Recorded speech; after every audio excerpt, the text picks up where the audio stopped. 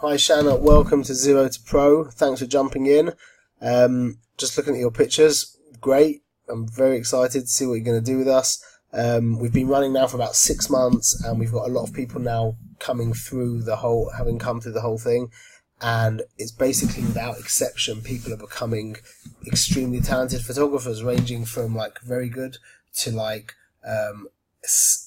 excellent, and it's basically that exception. So if you go with it and you exert yourself and you invest yourself, you will also, please God, get yourself to a level where your photography will be worth money. A very important thing that I say to everybody when they join our class is there's obviously the classes each week, then there's the homework, and then there's the photo shoot. Okay, I see you didn't do a full photo shoot, did you? So you didn't also number you didn't number these correctly. Please try also just to always, this is where the number is. These should be PS1, PS2. Just please, I do get a lot of pictures in, so it's very important to follow the instructions exactly so that I can get the pictures exactly the way I do to save me some time. I'd appreciate that. The homework and the photo shoot are both extremely important. They're imperative to the success of the class. You have to do them each week. The photo shoot is more important than the homework. If there's some kind of wacky, crazy reason that you can't do them, then you do the photo shoot. But you need to do both each week. I say to everybody, the class gets it. Going to the class gets it into your mind, and then doing the homework gets it into your heart, which means you understand it, and then you're taking it into your hands. That's the photo shoot. That's when you do it and you can do it. And it's a skill that needs practice. There's only practice. You can't not practice and progress in photography. Impossible. Okay, so get out there each week. If you do want to make money from this, then the investment, you can look at it every time you press the button or look even, it is an investment in some kind of future, financially. Okay, let's jump in. Okay, great. This is great. This is more imaginative than what a lot of people do for us. You've created a strong triangle. The truth is, it's kind of funny. It's kind of like two triangles, because that line there, that black line, does make a difference. It kind of joins up over there. So it's kind of like that's the actual shape there. That's great. That's really good. Try another time, like I say to everybody as well. Try and do it again where you have something that's small very close to you and something that's big farther from you. So the small thing becomes big, and that could be like the apex of the triangle, which means when you maneuver yourself into a certain position, that will seem to be the exact place where there's a triangle forms. Otherwise, wherever else you would be standing, that triangle wouldn't exist. So think in those terms as well, and then a lot more opportunities open in regards to shapes and stuff. Your three primary shapes are triangle, square, and circle. Okay, triangles are primarily dynamic shapes. They have a dynamic emotion related to them. Circles have a more passive emotion related to them. Squares are also more passive, but there's the middle line and the whole. We're not going to get into that right now. But the most common shapes in imagery are triangles and circles, for sure, no question. And triangles are much more common than circles as well. Okay, very good. Is that a pattern or texture? So that you've written as a texture. Although there is like a texture in it, like this kind of stuff here, there is a texture. It's overwhelmingly more a pattern, in my opinion. Watch it just in Picasa, what you can do to this. See how quick that is, just basically lifting up the contrast. What a difference that makes from that to that. Amazing, though. But anyway, so I would class this more as a pattern, which is although there is definitely texture here, for no question, but like it's just a bit the pattern's a bit overwhelming. A pattern is a reoccurring geometric sequence. This is excellent. This is good. This is your second texture, this is for sure a texture, this is not a pattern, there's no sequence here, this is random. This is great, excellent, well seen. This is a hard texture. It's actually interesting because it's a cross between circles and between triangles. And the colour as well, green is generally a more relaxed colour than red. This would look very, very different if this was red. It's interesting. See, this is the funny thing, is right now we're just looking at some plastic, some leaves from a plastic flower. But this is all what everything around you is. It's just graphics. So our job as a photographer is seeing through all of the, I don't care that that's leaves and that's just plastic leaves for a plant. I'm interested in the colours, the shapes, the textures, the patterns, the contrast, etc. And you can see this has got a lot of energy for it. This would be useful. Could be useful in taking a picture of a person, to have them near this and in some way incorporate this texture into the image. Okay, pattern. Yeah, these are patterns. These are for sure patterns. And I mean, they're really shapes as well. I'm not sure. Oh, or maybe you're referring to this as the pattern. It's a slight pattern. I mean, I would, if you had cropped it like this, I would have gone, oh yeah, great one. 1 second. Let's go the other way. Yep, that's a pattern. That is a pattern. That's a reoccurring geometric sequence in the original image. 1 second. Oh, keep going. Okay, in the original image, it's there's a bunch of patterns going on here, and there's also a pattern on the stairs as well. Anyway, okay, nice one. Let's look here. This is depth. Oh, so I see what you're thinking. You're showing depth because this is close and this is far. So what we really meant for depth, this is more what we were looking for depth. In depth here now we actually have, although it's interesting because these lines are not, it's not like a road so they converge properly, they're all higgledy-piggledy, but the actual points of the lines, if you were to follow each line, they would all lead to the same place. It's just it's because they're all moved around that you can't do that. It's very interesting. But this is what I was talking about, using triangles, because triangles are dynamic, but they move your eyes into the image. Okay, so that gives you a sense of depth. Okay, so using triangles, things like a road, looking at a road, that turns into disappearing into the vanishing point. Next to a wall does the same thing as well. This does it. This, although there is depth in this picture, it doesn't display depth in the way that I meant, but I do appreciate what you were thinking. But this is more to the point, so nice one on that. Pat on the back. Okay, this is great. This is great. I think the balance is a little bit, needs a little bit less on this side, just a drop, something like that.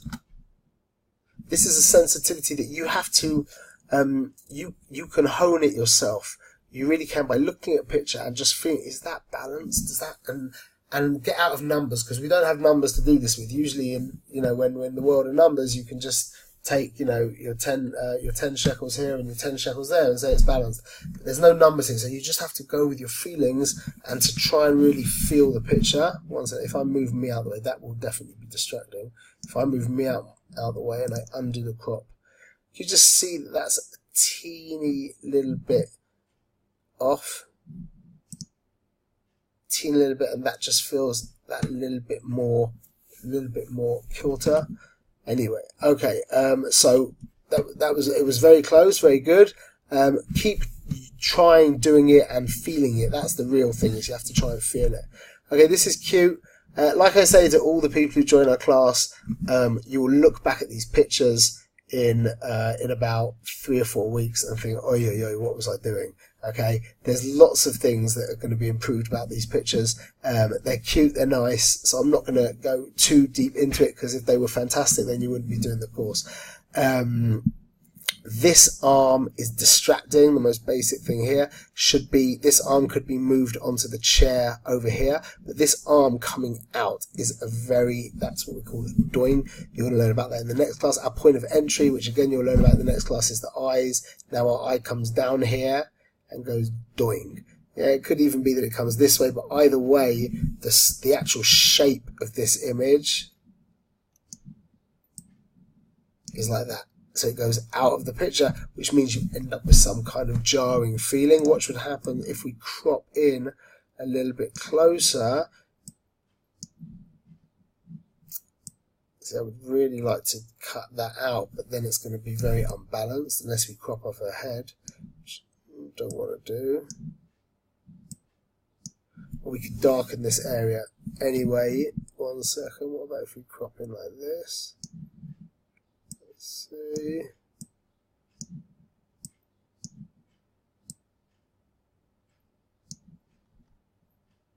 It's not balanced. 1 second.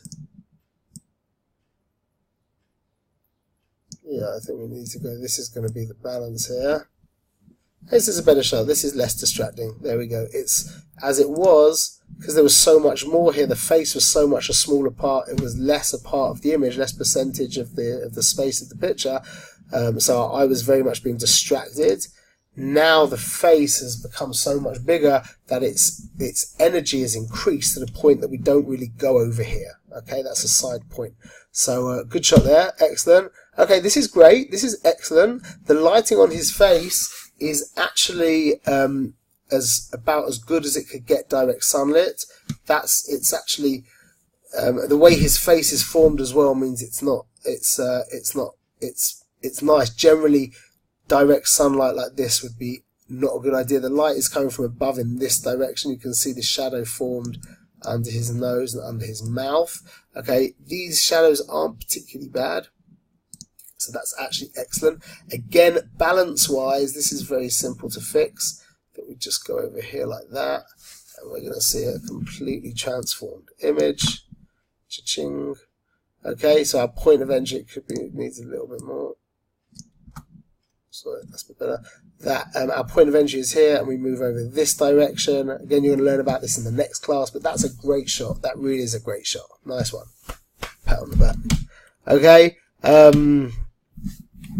Great. I'd like to be there, but picture-wise, it's not. We need to. Nowadays, there's no such thing as a landscape without serious Lightroom, and it's definitely a nice picture contextually for a place that you've spent time at that you would like to remember. It really, you've composed it very nicely. It's balanced. I think I would leave out this in the back, the the sky. Let me see. Then we'd need to cut a bit off here. Let's have a look. Yeah, I think I prefer that. Could be argued. Anyway, I'm not a landscape photographer, but the rules are still the same. But like I said, landscape photography nowadays is so much to do with post-processing. So just bear that in mind. It's very difficult. It'd be difficult to take a picture like this and wow anybody. That's not the case with people pictures, because this is a great shot. This really is. Let's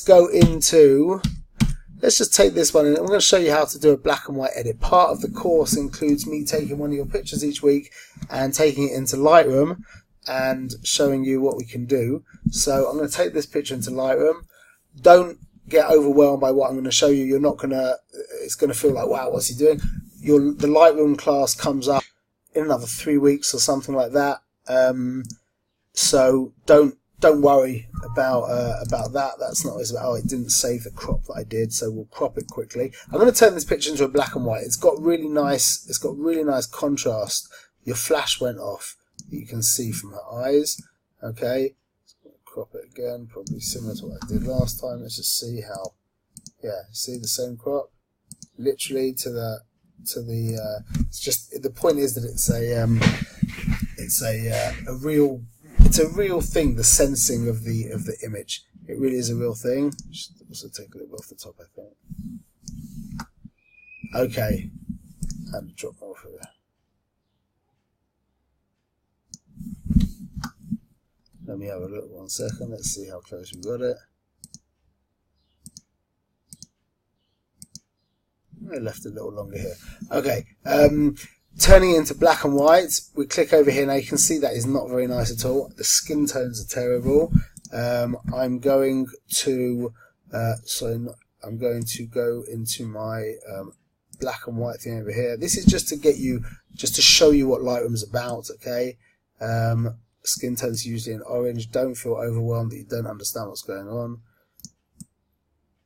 I hear there's some red in the skin tones as well. I would have liked to have gotten her skin tone brighter even. I think we have to do this now, I think, for the blacks.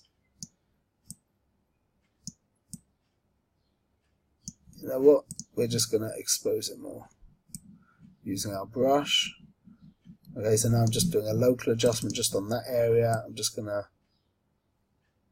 put the exposure up a teeny bit. Definitely not that much. And I want to cover her whole face. There we go, that's great. I want to now bring out, well, first things first, I'll bring out the eyes using my iris enhance brush. Again, this is going to come much more understood to you over the weeks. Okay, but just enjoy what we can do to a picture right now. I'm going to create a new brush, and I'm going to bang up the clarity. Now watch what we can do to her hair. Oh, we're only on low flow, sorry about that. Oh, see that? Wow. Cha-ching.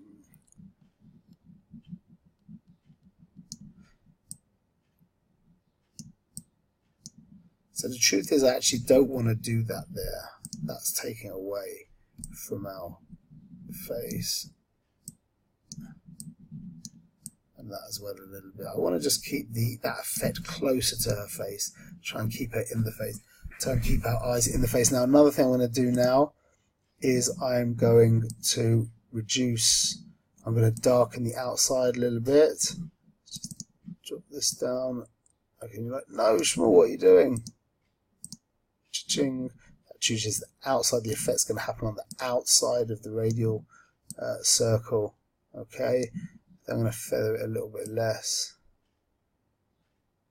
You can feather it 0. I'm just going to feather it a bit there. Okay, let's have a look. So this is to remember that black and white is not just a quick button. Very occasionally it can be like that, but generally it's a whole process you have to go through, and this is the direction in which we go. Excellent beginning. I'm super excited to see what you do for us. Yeah, looking forward to seeing your work for next week. All the best.